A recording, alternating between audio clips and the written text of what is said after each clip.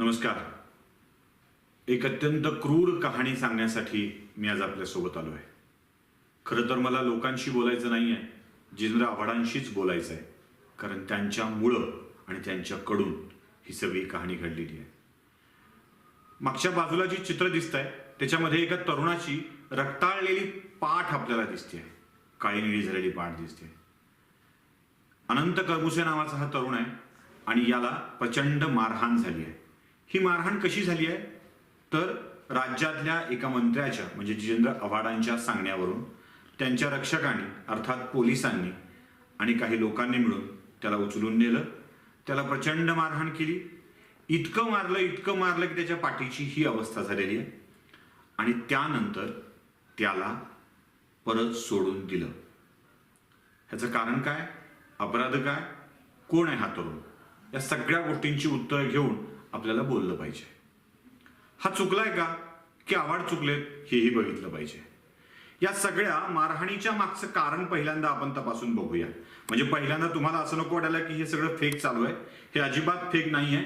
एकूण चित्र मी तुम्हाला दाखवतो की या मारहाणीचा FIR देखील दाखल झालेला आहे. तो मुंबईच्या वर्तकनगर पोलीस ठाण्यामधला हा FIR आहे. तुम्हाला एक एक गोष्टी स्पष्ट दिसतील. कधी दाखल झालाय ते पण कळेल. ह्या सगळ्या गोष्टी त्याच्यामध्ये आहेत. अनंत करमुसे वय 40 वर्ष, राहणार उन्नती वुड्स आनंदनगर घोडबंदर रोड कालेसर ठाणे पश्चिम, असं त्यांना स्पष्ट लिहिलेलं आहे की 5/4/2020 रोजी 11:50 5 एप्रिलला या तरुणाला काही लोक उचलून घेऊन गेले आणि त्याच्यावरती हा असा अनन्वित स्वरूपाचा अत्याचार केला. त्या FIRच्या कॉपी सुद्धा मी तुम्हाला दाखवतोय. ते फक्त माहिती म्हणून दाखवतोय, FIR नोंद झालेला आहे हे कळावं म्हणून दाखवतोय. आता या FIRचं होण्याचं कारण काय, हा अनंत करमुसे कोण. ह्या अनंत करमुसेच्या पोस्टवर एक मराठी चित्र तुम्हाला दिसेल, मराठीतल्या ओळी तुम्हाला दिसतील. मी हे चित्र एडिट करणाऱ्याचा निषेध करतो आणि त्याने खाली हे आव्हाडांचं चित्र दिलेलं आहे.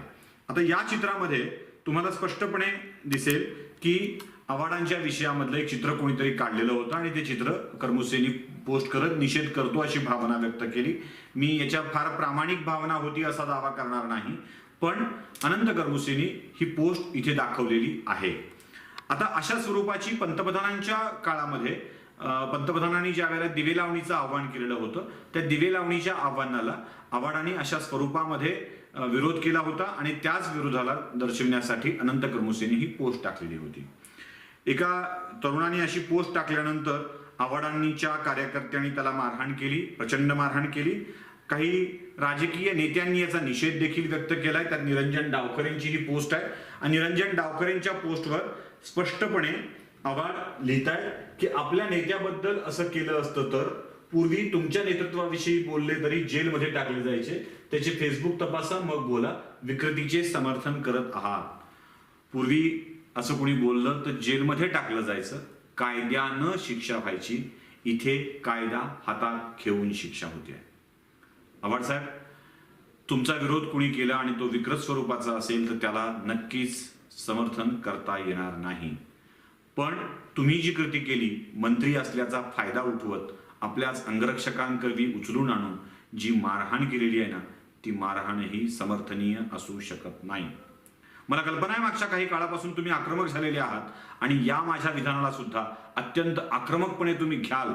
कदाचित अनंत करमुसे सारखीच माझी अवस्था करण्याचा प्रयत्न असेल तरी स्वागत आहे आपलं, कारण मी औरंगाबादमध्ये राहतो. मी तुम्हाला माझा पत्ताही देऊन ठेवेल. मुळात तुम्ही एक मंत्री आहात, कायद्याचे रक्षक आहात आणि कायद्याच्या रक्षण करण्याची जबाबदारी तुमच्यावरती आहे.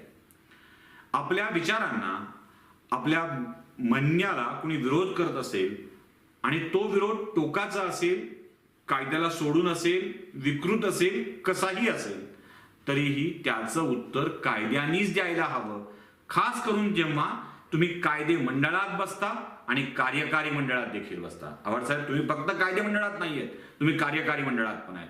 कायद्यांची अंमलबजावणी करण्याची जबाबदारी पण तुमच्यावर आहे. अशा वेळी तुम्ही कायदा हातात घेऊन आपल्या माणसाकरवी बडवण्याचे कृत्य करण्याची हिम्मत ही कार्यकारी मंडळाला बदनाम करणारी आहे, तुमच्या सरकारला बदनाम करणारी आहे. अशा स्वरूपाची कृत्य समर्थनीय कधीच असू शकत नाही. हा अनंत करमुसे कोण आहे हे पण जरा तपासून घेतलं पाहिजे. सातत्यानं संभाजी भिडे ज्यांना सगळे आव्हाडांसारखी माणसं मनोहर भिडे या नावाने ओळखतात, आणि बाबासाहेब पुरंदरे ज्यांना आव्हाडांसारखी माणसं बम पुरंदरे या नावाने ओळखतात, त्यांची बाजू घेऊन आव्हाडांनी जे काही म्हणून अत्यंत वाईट भाषेत टिप्पण्या केलेल्या आहेत त्याचा विरोध करणारा हा कार्यकर्ता आहे. जागर परिषदेची गाजर परिषद अशी संभावना करून आव्हाडांच्या सातत्याने होणाऱ्या टीकेला उत्तर देणारा हा कार्यकर्ता आहे. आणि अशा कार्यकर्त्याला पूर्वग्रह दूषित अवस्थेतून, पूर्वीच्या रागातून आव्हाडांनी अशा स्वरूपाची कृत्य करणं हे कधीच समर्थनीय असू शकत नाही. आव्हाड साहेब, तुम्हाला हे तुमचं चित्र विकृत वाटलं, पण तुम्ही किती विकृत्य केलेले आहेत. विधिमंडळाच्या आवारातलं राज्याचे तुम्ही मंत्री आणि अजून एक मंत्री आहेत त्यांच्यासोबतचं तुमचं चित्र खूप व्हायरल झालंय, ते सुद्धा मी दाखवतोय. आणि त्या चित्राच्या बाबत तुम्ही काय म्हणाल? तुमची कशी होती देहबोली? जेव्हा चिकी घोटाळ्याचं प्रकरण समोर आलं होतं तेव्हा तुम्ही जे अंगविक्षेप केले होते आणि ज्या स्वरूपामध्ये तुम्ही मीडियाच्या समोर आला होता त्याला काय म्हणायचं आव्हाड साहेब?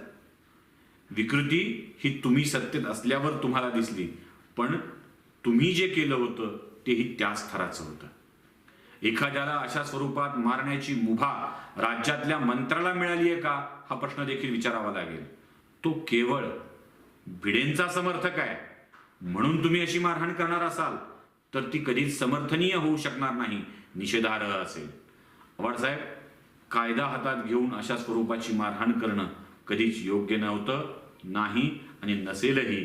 या प्रश्नाचं उत्तर फक्त तुम्हालाच द्यावं लागेल असं नाही, तुमच्यासोबत राज्याच्या मुख्यमंत्र्यांना आणि गृहमंत्र्यांनाही या प्रश्नाचं उत्तर द्यावं लागेल. ही मारहाण राज्य सरकारला शोभते का?